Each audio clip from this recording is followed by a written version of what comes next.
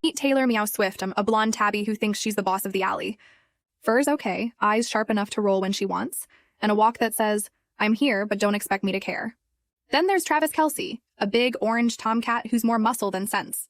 Always strutting like he's king, but loyalty? That's a foreign concept. Travis flirts like he's the whole deal, brings some dead mice, acts like he owns the place. Meanwhile, he's juggling 3 other she-cats like some kind of chaotic sports draft. Spoiler alert, he's terrible at it. Taylor shows up for their so-called date and finds him mid-action, half pouncing on the other cats. Taylor freezes, and not because she's shocked, but because she's figuring out if it's worth wasting her energy.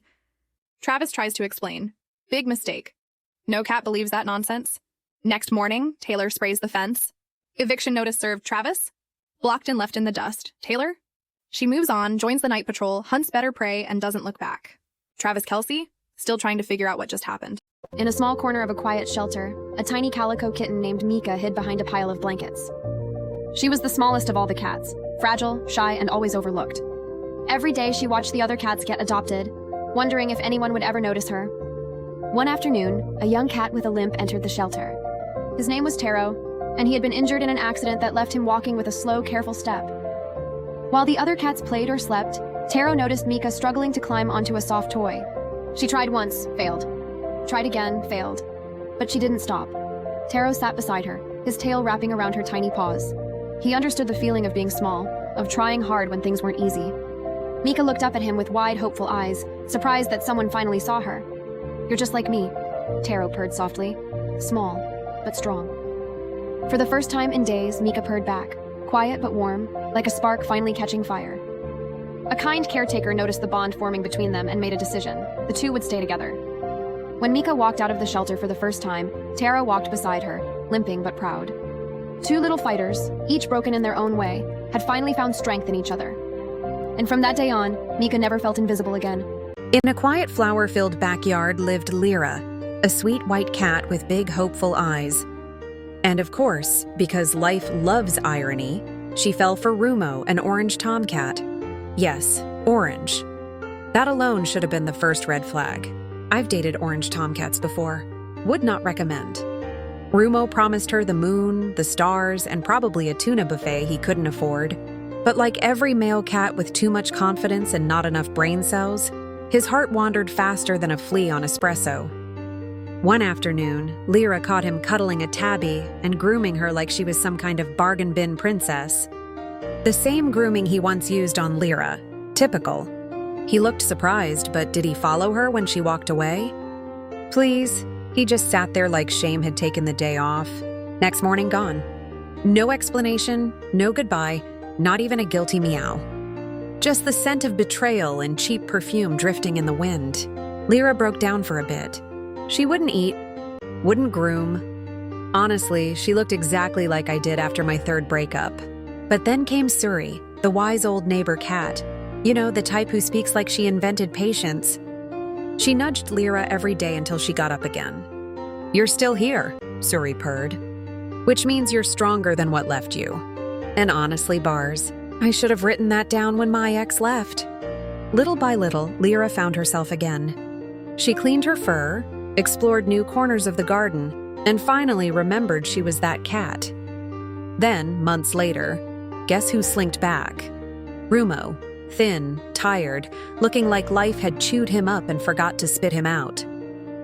He approached her expecting the old Lyra, but she just blinked like, "Yeah, come closer if you want to see how great I'm doing without you." Then she turned around, tail high, and walked away, steady, elegant, unbothered. Because Lyra didn't just heal, she upgraded, and between us, none of us ever needed a Rumo anyway. Let me introduce you to Zara, a tabby queen with stripes so perfect they looked hand-painted. Confidence through the roof. Attitude deluxe. Honestly, she walked like the concrete paid rent to her. And then came Milo. A spotted tomcat with that I can charm anyone look. You know the type. Too many whiskers, not enough loyalty. I've dated one like him. Worst 3 weeks of my life. Anyway, Milo acted like he was the full buffet when he was barely a snack. He flirted with Zara nonstop, brought her feathers, shared his treats, even let her win in paw fights. Zara fell for it, happens to the best of us. But here's the kicker. Milo had this little hobby. It was called trying to date half the neighborhood at once. One evening, Zara was heading to the alley to meet him for their usual stargazing session. Romantic, right? Please. When she got there, she found Milo dancing around 3 other she-cats like he was hosting a workshop on disappointment. One was giggling, one was batting her eyelashes, and the third one, I swear she was giving Zara the stay-in-your-lane look. Girl, that was her lane. She built that lane. Zara froze. Milo froze. The other cats froze. It was a whole ice age. And Milo, genius that he is, had the audacity to say, "Oh, hey, I can explain." Sir, you couldn't explain your way out of a paper bag. The next morning, he was gone. Not because he left. No, Zara kicked him out of her territory like yesterday's trash. She even sprayed the fence so he'd know the eviction was official. But she still hurt, ate too much. Slept too little, talked to the moon at 3 a.m. Like she was doing emotional karaoke. Trust me, I've been there. My moon still hasn't recovered. Then one night she said, enough. And she meant it. Zara leveled up. She joined the neighborhood night patrol, became besties with the alley cats, learned how to hunt bigger prey, and honestly, she looked so good shining under the streetlights that cats from other blocks came to see her. She was booked and busy. Milo was blocked and dusty. Months later, Milo showed up again, tail low, looking like someone who had just been rejected by every cat in town, which, to be fair, he had. He tried to approach her. Zara didn't hiss. She didn't scratch. She laughed, a soft, elegant, devastating little laugh. Then she turned around and left with the night patrol, her tail high like a victory flag. Because Zara didn't just move on. She became the upgrade he could never download. All right, gather round because I have to tell you about Cleo. Yeah, Cleo, the tabby who thinks she's the queen of the backyard. And honestly, it's hilarious watching her try. So Cleo found this old garden chair and decided it was her throne. Cute, right? Like sitting on a slightly uncomfortable plastic chair makes you royalty. Meanwhile, I'm over here with a perfectly good cardboard box that I actually claimed first. But does she care? Nope, typical. One time, Benny the scruffy tabby tried to challenge Cleo. She just blinked slowly and strutted off like she invented the slow blink. Please.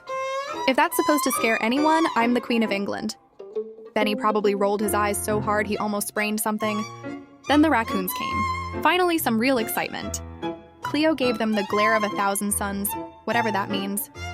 They ran away, sure, but I swear they probably just laughed and went to the neighbor's yard where the real fun is. She's all bark and no bite. Oh, and Cleo's the top gossip source? Really? She just sits there looking busy while I actually hear everything. I know who's sneaking snacks, who's napping in the laundry basket. Spoiler. Cleo tried that once and got caught. Pathetic.